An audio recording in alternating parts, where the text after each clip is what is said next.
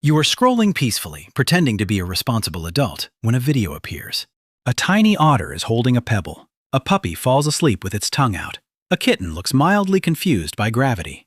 And suddenly, your brain produces a very specific command. Touch it. Not admire it from a respectful distance. Not appreciate its place in the ecosystem. Touch it.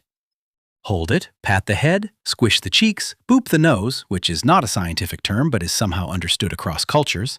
This is a strange response. You are looking at pixels on a rectangle. The animal may live on another continent. It may be a wild animal that would absolutely prefer you did not introduce your hand into its personal life. And yet part of you reacts as if the correct next step is immediate physical contact. So why do humans want to touch cute animals? The short answer is that cuteness is not just decoration. It is a signal that reaches into some of the oldest care systems in the human brain. And touch is one of the oldest ways mammals say, "You are safe with me." The longer answer is that your brain was not designed for panda live streams, baby goat compilations, or a raccoon eating grapes out of a tiny bowl. It was designed for a world where small, helpless things nearby often needed actual care. Now the small, helpless thing is on your phone, and your hand is hovering uselessly over the screen like an idiot with thumbs. To understand the urge, we have to start with one of nature's most effective scams: the baby face. Human babies are not especially convenient. They cannot feed themselves, move properly, regulate themselves well, or explain what the problem is. A newborn baby is basically an alarm system wrapped in soft tissue. For years, it requires attention, protection, warmth, food, cleaning, and an impressive amount of patience from adults who are themselves tired, hungry, and surrounded by danger. From an evolutionary point of view, that is a problem. If a creature is helpless for a long time, adults need to be strongly motivated to keep caring for it. Not because the baby has a good 5-year plan, because without care, it will not survive. This is where cuteness enters the story. In the 20th century, the ethologist Konrad Lorenz described what became known as baby schema. It is a cluster of features that tend to make something look cute to humans. A large head relative to the body, big eyes, a round face, a small nose and mouth, chubby cheeks, softness, clumsy movement, a general appearance of being unable to handle even a modest staircase. These features are common in human infants. But they also show up in puppies, kittens, baby rabbits, ducklings, baby seals, and any cartoon character designed by people who know exactly what they are doing. The point is not that every human reacts exactly the same way, or that cuteness is magic.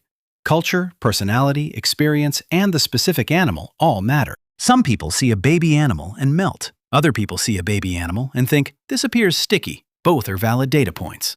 But in general, infant-like features grab attention. They make many adults feel warmer, softer, more protective, and more willing to approach. Experiments manipulating infant faces have found that faces with stronger baby schema features tend to be rated as cuter and can increase reported motivation to care for them. That matters because care has to begin with attention. A vulnerable infant that fails to capture adult attention is in trouble. A vulnerable infant with huge eyes, a round head, and a wobbling body is essentially pulling a biological fire alarm. And the alarm does not only say, "Look at this." It says, "Do something." That is why cuteness often feels slightly active. It is not the same as seeing a beautiful mountain or a well-designed chair. A mountain may be majestic, but you usually do not want to wrap it in a towel and tell it that it is doing a good job. Cuteness invites caretaking. It creates the urge to move closer, soften your voice, smile, reach out, protect, feed, hold, or at least make an unnecessary sound like a person discovering language for the first time. This is also why cute animals can hijack the system. Your brain did not evolve with a strict species filter that says only activate care response for human babies born within your immediate kin group. That would be tidy, but biology is rarely tidy. It tends to use rough and ready shortcuts. If something has a round face, large eyes, soft body, small size, and clumsy movement, the care system may lean forward before the rational system has finished checking the paperwork. So a kitten can press buttons meant for babies. A puppy can press them. A baby elephant can press them with a trunk, which feels unfair. Even a stuffed animal can press them, despite having no biological needs beyond not being left in an attic. This is not necessarily a mistake. Humans are social mammals, and our emotional systems are flexible. We can bond widely. We can care for unrelated children, injured animals, fictional characters, houseplants, and occasionally a sourdough starter. The problem is not that the system exists. The problem is that modern life supplies it with an unlimited buffet. For most of human history, if you saw a cute, vulnerable creature, it was physically present. The possible responses were limited. You could approach, you could pick it up if that was safe and appropriate, you could feed it, you could groom it, you could protect it. Or you could wisely decide not to touch the wild baby animal because its mother was nearby and had opinions. Now you can see 400 cute animals before breakfast, each edited with music, captions, and the emotional subtlety of a tiny sweater. Your ancient care system receives the signal, but there is no body to care for. No fur to stroke, no warmth, no weight, no smell, no tiny heartbeat, just glass. That mismatch is part of the frustration. The brain prepares for contact, but the world offers a screen protector. The urge to touch is not random. Touch is one of the oldest social tools mammals have.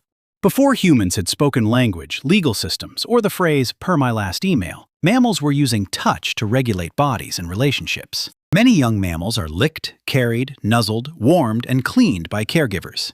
In primates, grooming is not just hygiene, it is social maintenance. One animal picks through another animal's fur, and the message is partly practical, but also relational. I am close enough to touch you. I am not attacking you. We are okay. Humans still carry this logic. A hand on the shoulder can comfort, a hug can reassure, stroking can calm. The rules vary by culture and relationship, and unwanted touch can feel threatening or invasive. But affectionate touch, when welcomed, is one of the ways human bodies communicate safety faster than words can. With animals, that can feel beautifully simple. Petting a dog or cat gives your brain a full sensory package: warmth, softness, repetition, rhythm, the animal's breathing, the little lean-in that says, yes, continue this service. If the animal is comfortable, touch becomes a loop. You stroke the animal relaxes or responds, you read that response, and both bodies settle into a small treaty. This is why petting can feel calmer than many human interactions. A cat does not ask where this is going. A dog does not need you to define the relationship. A rabbit does not want to discuss your career trajectory. The social message is immediate and mostly physical, safe, warm, present. Again, please. Of course, this is the human fantasy version. Animals have preferences. Many do not want to be grabbed, hugged, squeezed, kissed, or lifted into the air like a furry trophy. Cuteness does not cancel consent. The fact that something looks like a plush toy does not mean it has agreed to be treated as one. This is where humans become especially ridiculous. We see a creature with large eyes and soft fur, and our first thought is, I must touch it. The animal's first thought may be, why is this enormous primate reaching for my skull? Our care response can be generous, but it can also be rude. It needs manners. Still, the urge itself makes sense. Cute animals often look touchable because the features that trigger care overlap with tactile expectations: soft fur, small bodies, rounded shapes, slow blinking, clumsy movement. These are cues associated with vulnerability and low threat. A sharp, fast, angular creature activates a different set of priorities. Nobody sees a wasp and says, I want to gently cup its little face. If they do, they are either very enlightened or about to learn something. The cute animal invites approach because it appears safe to approach. It looks like a thing that could be held without either party needing a medical form. This is not always true, but the perception matters. Then there is the very strange phenomenon called cute aggression. This is the moment when you see something overwhelmingly adorable and say, I want to squeeze it, bite it, crush it, or put it in my pocket forever. Usually, you do not actually want to harm it. In fact, the feeling often appears alongside intense affection and the desire to protect. That is what makes it so weird. Psychologists call this kind of mixed display a dimorphous expression. It is when a strong emotion comes out with an expression that seems to belong to the opposite emotional family. Crying when happy is a familiar example. Laughing during panic can happen too. Cute aggression seems to be another version of this. In plain English, your brain sees a tiny puppy and temporarily loses its indoor voice. This may help explain the clenched fists, the gritted teeth, the dramatic whisper of, I cannot handle this. The aggression is not really about violence. It is more like emotional pressure escaping through the nearest weird valve. And the body wants action. Strong emotion often prepares movement. Fear prepares running or freezing. Anger prepares confrontation. Love and care prepare approach. With cuteness, the approach system is turned up, but the target may be too delicate, too far away, or purely digital. So the body improvises. It squeezes a pillow. It clenches hands. It makes threats against a baby hamster that, legally and morally, must not be followed through. The funny part is that cute aggression may be strongest when the thing seems especially helpless. The more your brain reads tiny, soft, vulnerable, protect immediately, the more overwhelmed the system can become.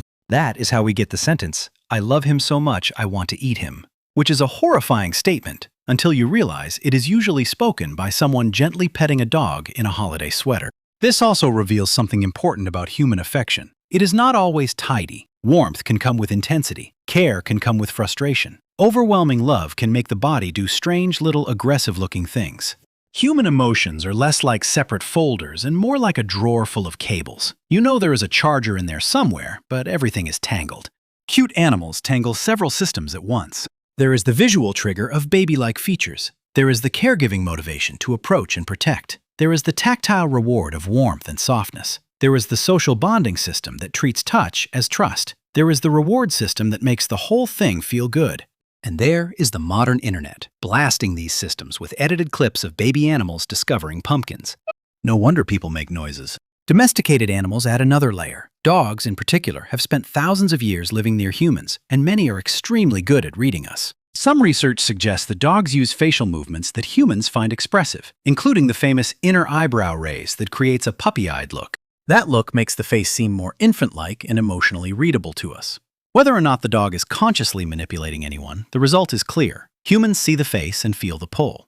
Cats have taken a different approach, which seems to be become soft, make tiny sounds, occupy the warmest available rectangle, and let humans do the rest. Either way, many companion animals fit neatly into human social life because they activate old systems without requiring the full complexity of human social negotiation. They can be cared for, they can respond, they can share space, they can make a person feel chosen by doing something as simple as falling asleep nearby. That last part matters. The urge to touch cute animals is not only about giving care, it is also about receiving a signal of safety. When an animal allows gentle touch, it is vulnerable too. It is letting you close. In mammal language, that means something. A dog resting its head on your leg. A cat exposing its belly, even if this is sometimes a trap. A guinea pig settling in your hands. These moments feel powerful because they are small acts of trust between species. Your brain likes that. It is ancient social information. This creature is calm near me. I am calm near it. For a few seconds, the world is not a spreadsheet of threats. It is just a warm mammal and another warm mammal, making a tiny peace treaty on the couch. That may be why animal videos are so shareable. They compress a whole emotional sequence into seconds. Vulnerability, softness, trust, surprise, care. A tiny creature does something harmless and incompetent, and millions of adult humans immediately become vigilantes. The internet did not create this response. It industrialized it. Ancient humans needed to notice helplessness quickly. Modern humans notice a baby capybara taking a bath and send it to 8 friends. The old system was built for survival. The new environment uses it for engagement. Somewhere in your nervous system, a care circuit evolved to help infants stay alive. Now it is making you late because a duckling wore a hat. This does not make the feeling fake. If anything, it shows how deep it is. The modern trigger may be absurd, but the mechanism is serious. Wanting to touch a cute animal is your body reaching for connection, regulation, and care through one of the oldest channels it has. It is also a reminder that humans are not as rational and detached as we like to imagine. We are animals who can do taxes, build satellites, and still become emotionally compromised by a puppy with oversized paws. The next time you see a cute animal and feel the urge to pet it, squish it, protect it, or gently accuse it of being illegal, remember what is happening. Your brain is running an ancient program. It sees roundness, softness, smallness, and vulnerability, and it prepares the body to care. Sometimes that care becomes a gentle hand. Sometimes it becomes a ridiculous voice. Sometimes it becomes cute aggression, where love briefly puts on a leather jacket and starts making threats it does not mean. And sometimes there is no animal to touch at all, just a glowing screen, a tiny face, and your ancient mammal brain pressing its nose against the glass. Which is embarrassing, but also oddly human.